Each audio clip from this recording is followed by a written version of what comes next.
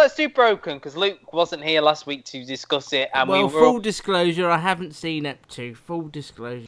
Without trying to spoil too much, because I know Luke hasn't seen it. No, spoil it, because it's going to help me decide how I feel. Really what we're seeing is that these are a number of smaller stories that fit within his bigger story. Well, I suppose there was 2 new stories that they picked up this week, didn't they?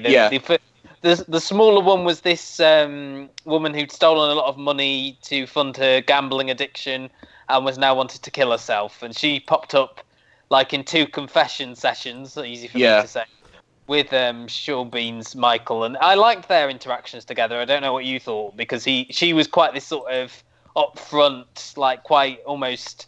what's the words I'm thinking of now? Not lecturous, something like...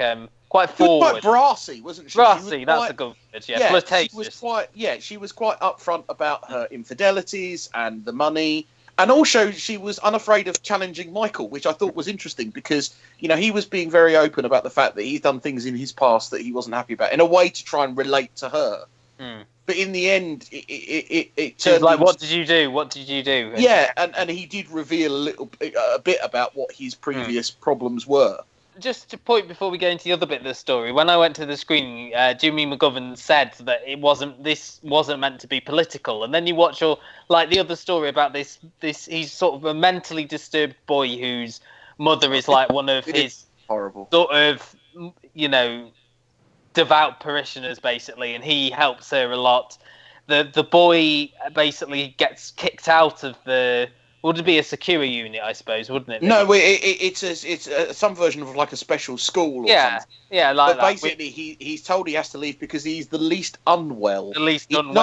Yeah, he's not better. He's not, able to go back home. He's just a victim of the fact that they have people with worse symptoms. There's your NHS cuts. You did benefits last week. You've got your NHS cuts, and then you've got... Well, also, I think social care cuts as well. Yeah. Because they had no home... there was no post-care put in or anything. Nobody was looking at... There was no social worker or anything. It just seemed like a sort of direct payments situation. And then the other criticism, of course, was of the police who get called when he threatens to kill himself with a knife if Father Michael doesn't appear. The mother rings him. He decides not to answer because he's relaxing with a glass of wine, as you do. And he basically ends up dead through being shot by an armed policeman who...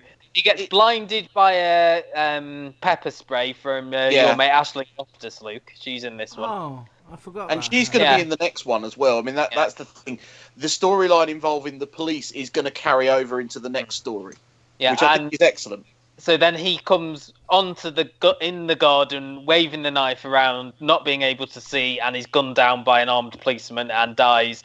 And it really affects Michael more than it does the mother. He's not able to forgive as much as she is. Her sort of need... The scene where she goes into the school, who have just basically sent this kid home, without really a good reason.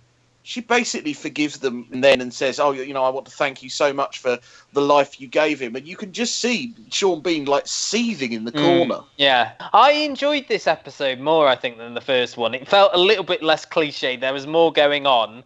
I think possibly that's because we have a little bit more familiarity with the characters. I would agree with you. I felt a little bit more comfortable with all that was going on. I found the scene with the kid with the knife very unsettling because of the people that I work with and the stories that I hear. I wouldn't like to be guessing, but I would suggest he has a profound learning disability and mental health problem, or both. You must have identified with that hardness of having to discussed it. We discussed it. Me and a colleague discussed it today at work, actually. So we talked about that incident and how we've observed situations that could easily have deteriorated into something like that. So you're still enjoying Broken then, Gary? Yeah. The one thing I would say about it, I possibly feel it might be 10, 15 minutes too long. But you can't do too much about that with BBC. No, I know, with the BBC, but I just get the feeling that I'm a little bit clock watching towards the end of the episode. Great. Are you going to keep watching it then, Luke? Oh, I'm here still. Yes, I am. I just didn't. Well, you weren't laughing, so we couldn't tell. No. I don't know. From what I'm hearing, though, and it's based upon the first one, I just don't think that Sean Bean offers his character. He's better in this one, I think. I think you get more of an understanding. Are the annoying flashbacks still there? And the annoying... Yes, occasionally, but they are now more occasional. They're not every scene. And they're given a little bit more context, I think, this time.